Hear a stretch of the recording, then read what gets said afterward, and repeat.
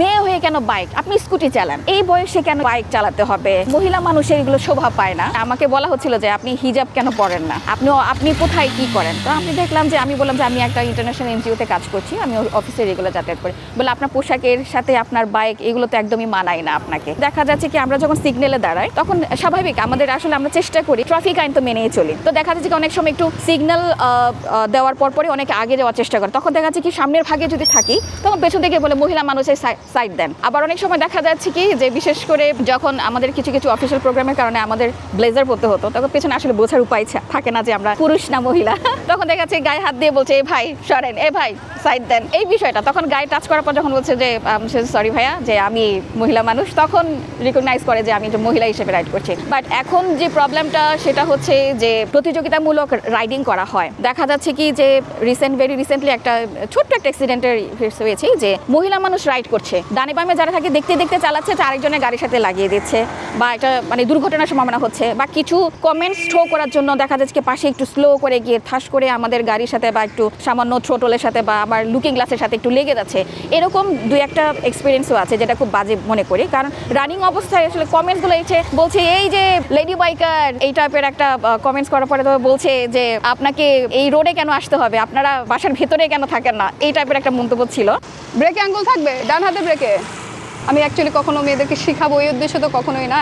আমি নিজেও তখন চালাতে পারতাম, প্রায় 1 মাসের মতো সাফার করেছি, কোথাও শিখতে পারিনি, নিজে পারতাম না বা কারো হেল্প পাইনি। তো যারা চালাতে পারতো, যে ফ্রেন্ডরা ছিল যে চালাতে পারতো, বাইক চালাতে পারতো, তাদেরকে আমি রিকোয়েস্ট করতাম যে একটু এসে আমাকে স্কুটারটা দেখাও। আমি স্কুটার কিনে রাখছি অলরেডি 1 মাস হয়ে গেছে, বাট আমি চালাতে পারি না। তারপর দেখলাম যে আসলে সবাই এখনকার ইয়েতে যে বিজি থাকে, সময় দিতে পারছিল না। আমি অ্যাকচুয়ালি একদিন রাত্রেবেলা ইউটিউব সার্চ করলাম যে দেখি ইউটিউবে কি বলে, কীভাবে আসলে প্র্যাকটিস করলে আমার জন্য সুবিধা হয়। একদিন আমার একটা ফ্রেন্ডও আমাকে 1-2 দিন হেল্প করেছে, তারপর আমি এখনো গ্রেটফুল। অ্যান্ড লাস্টলি আমি রাত 12টার দিকে ইউটিউবের যে ডিরেকশনগুলো ফলো করে নিজে নিজে প্র্যাকটিস করলাম। আমার ছোটো ভাই ছিল সাপোর্টিং হিসেবে, যে আমি ওকে বলছি যদি আমি যে পড়ে যাই বা অ্যাক্সিডেন্ট করে তুমি সেটা আমাকে ধরে বাসায় নিয়ে যেও। ও দাঁড়িয়েছিল, আমি প্র্যাকটিস করছি। ওই দিনই আমার আসলে পিক পয়েন্টটা ছিল যে আমি খুব ভালো রান করতে পেরেছিলাম। তখন থেকে আমি ফিল করলাম যে আসলে আমাদের এই ঢাকার কথাই যদি বলি, এরকম কোনো ব্যবস্থা নেই যে এখানে মেয়েরা আসলে রাইডিং শিখতে পারবে। শুধুমাত্র কোথায় শিখবে বা প্রপারলি শিখতে না পারার কারণে কিন্তু অনেক মেয়েরাই এখনো স্কুটার বাইক কিনে না, এটা একটা কারণ। আর স্কুটার ট্রেনিংও যে একটা প্রফেশন হতে পারে সেই বিষয়টাও কিন্তু মানুষ এখনো অবাক হয়, যে এটার জন্য আসলে ট্রেনিং সেন্টারের প্রয়োজন আছে বা এটাও একটা প্রফেশন। আমি মনে করি সবকিছু তার আসলে দক্ষতার খুবই দরকার, আর রাইডিংটা খুবই ইম্পর্টেন্ট। বা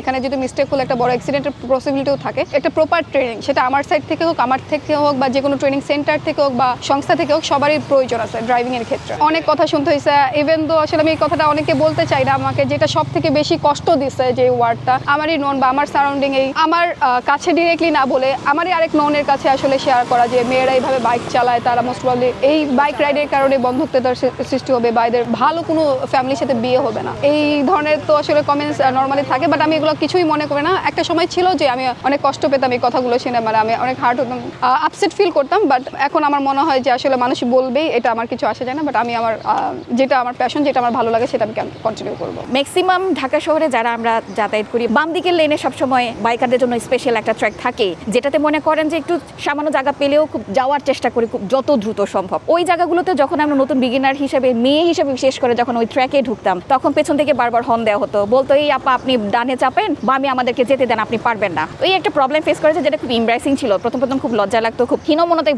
ভুগতে হতো। এরপর থেকে যখন একটু আসা যাওয়া করার পাশাপাশি দেখা যাচ্ছে কি একটু এক্সপিরিয়েন্স যখন বাড়লো, হাইওয়ে রোডে যখন ট্র্যাক করলাম, লাস্ট ইয়ারে আমি চট্টগ্রাম মোটর ফেস্টে জয়েন করেছি হাইওয়ে রোডে। এরপর থেকে এক্সপিরিয়েন্স একটু আমার কাছে মনে হয়েছে অভিজ্ঞতা আরও বেড়ে গেছে। আমার সবচেয়ে মজার বিষয় হচ্ছে এখন অনেক মহিলা বাইকার বা মহিলা রাইডার যারা আছেন তারা রোডে নেমেছেন স্কুটি নিয়ে, বাইক নিয়ে। এখনকার লোকজন খুব স্বাভাবিকভাবে না নিলেও মোটামুটি বেশ ভালোভাবেই অ্যাকসেপ্ট করছেন।